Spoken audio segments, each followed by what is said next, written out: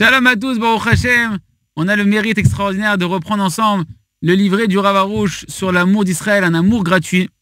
Et le Rav nous dit, je voudrais conclure avec vous sur quelque chose, un très grand renforcement qu'on peut tirer sur les prières pour l'âme Israël.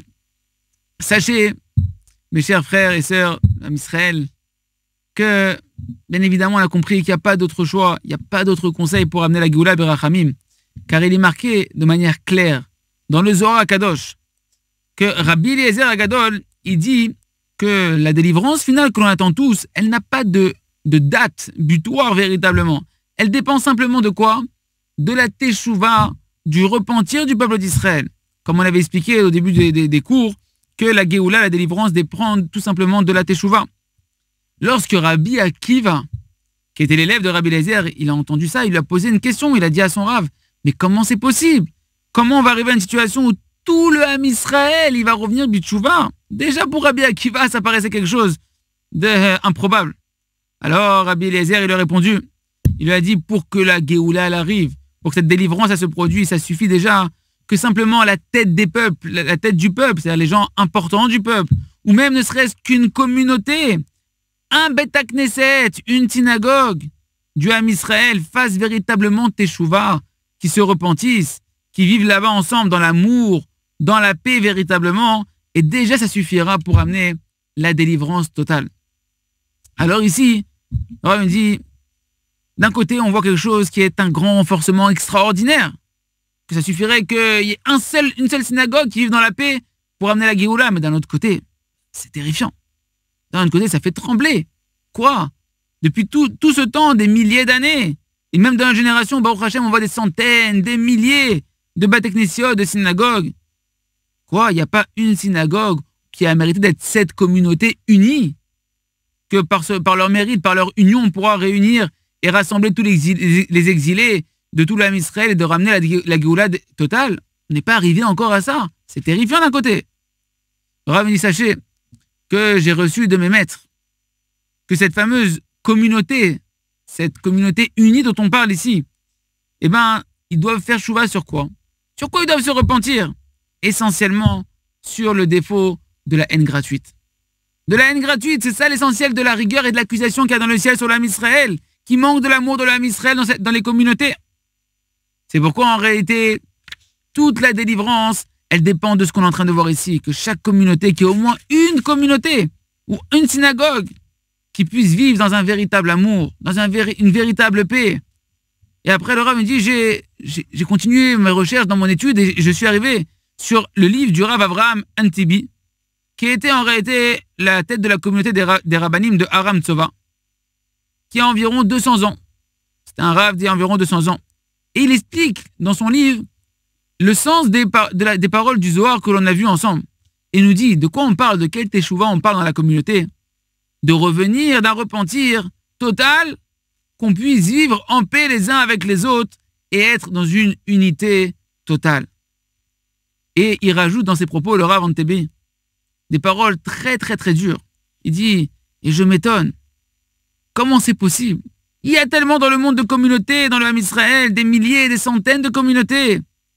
Et il n'y en a aucune qui s'est encore réveillée à réfléchir, de se dire, on va être cette communauté unie. Et en faisant ça, de pouvoir sauver tout le reste du sang du Ham Israël qui est versé à cause de la faute de la haine gratuite, de l'exil qui continue à perdurer. Et le Rav, donc, il s'étonne énormément. Comment c'est possible qu'on n'ait pas encore arrivé à ça dans le Ham Israël? C'est pourquoi, écoutez, sa conclusion, elle est extraordinaire. Et elle nous donne beaucoup de morale et d'énergie pour nous investir.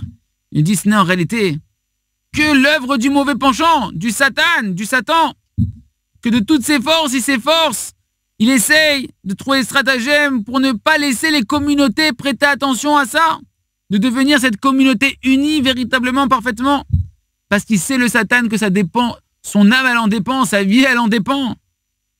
C'est pourquoi il embrouille la tête de toutes les communautés, de ne pas les laisser faire teshuva sur ce point-là, de ne pas nous laisser nous repentir sur ce point-là.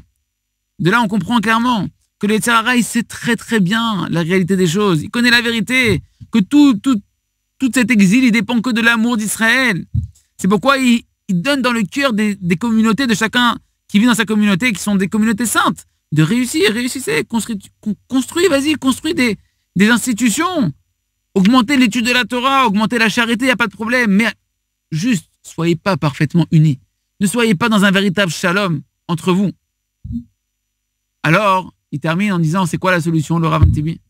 Il nous dit, alors, comment on peut rester indifférent de ne pas s'éveiller à prendre conscience de la peine du Créateur, Akadosh Baruch Hu, pour son nom qui est profané dans les exils, parmi les goïms? Comment on peut ne pas s'éveiller à essayer de vouloir être cette communauté unie et de multiplier les prières et les supplications dans cette direction-là? Effectivement, il arrive à la même conclusion. Il n'y a pas d'autre conseil si ce n'est que de multiplier les prières. Et par le mérite de la multiplication des prières du Ham Israël, qu'elle de se tenir, de crier, de vouloir, qui est cette teshuva totale, en particulier sur la faute de la haine gratuite, sur la mitzvah qui est annulée et positive, la mitzvah, le commandement de tu aimeras ton prochain comme toi-même, l'amour d'Israël. Grâce à ça, on pourra annuler cette grande accusation que le Satan, il s'amuse avec ça, l'accusateur dans le ciel, il s'amuse avec cette accusation de la haine gratuite qui est entre nous. Et on pourra annuler ça.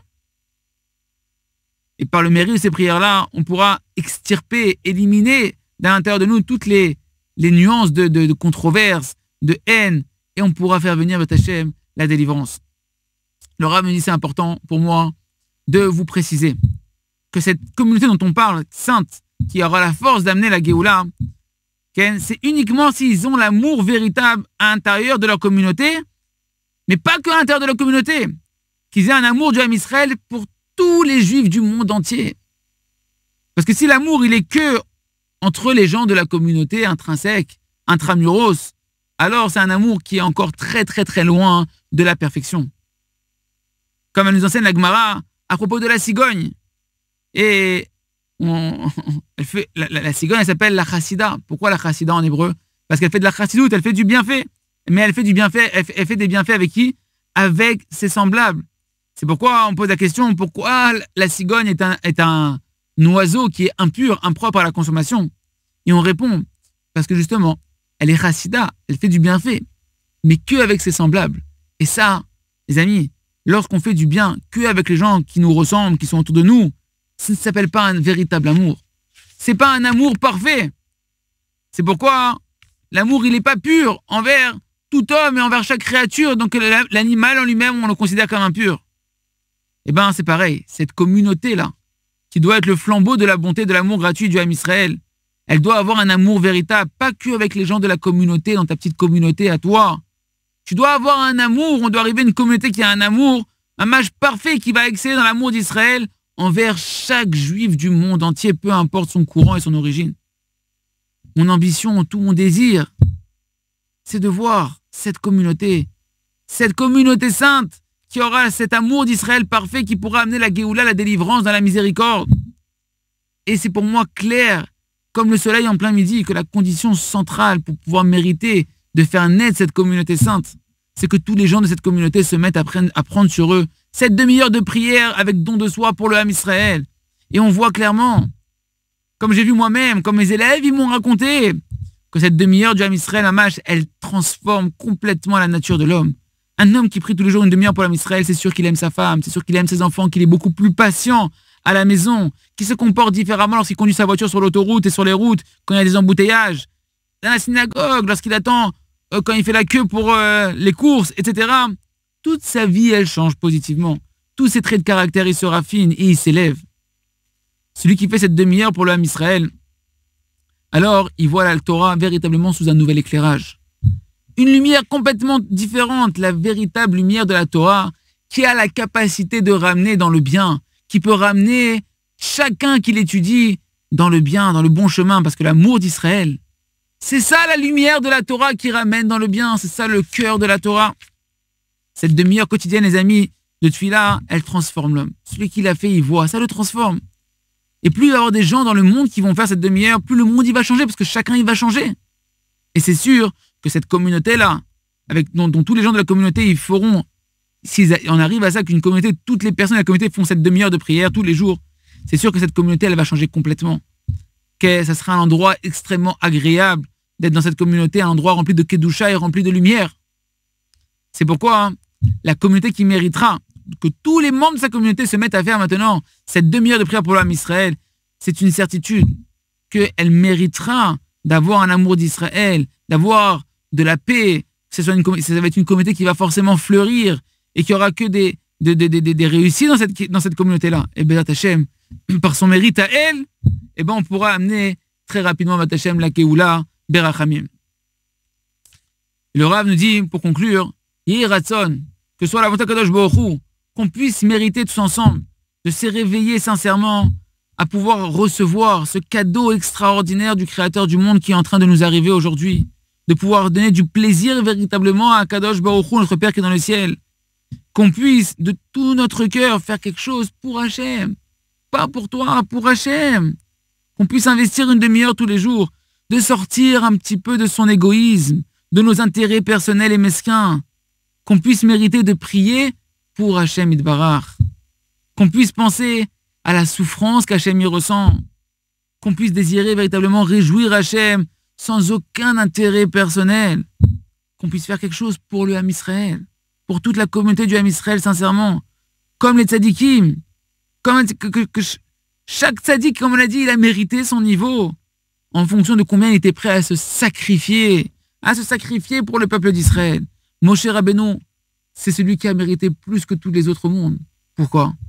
Parce que Moshe Rabbeinu, il était prêt à effacer son nom complètement pour le Ham Israël. Il était prêt à s'attacher et à s'unir et à se sacrifier, même pour le plus petit des petits du Ham Israël. Yiratzon et Hachem, par ce mérite-là, on méritera d'avoir que du bien, que de la bonté pour chacun juif du Ham Israël. Et grâce à ça, se dévoilera Hachem la royauté d'Akadosh Baruch Hu, notre Père qui est dans le ciel, Béhémet. Véritablement, il va recevoir un plaisir extraordinaire et il nous délivrera dans la miséricorde pour une délivrance totale. Il raisonne que chacun, Hachem, marche avec ces livrets-là et se mette à faire cette demi-heure de prière. Dans le prochain shiur, on apercevra des exemples de prière. Comment se mettre à prier pour l'âme Israël et que chacun, dès maintenant, fait cette demi-heure. Chazak, Benit Chazek.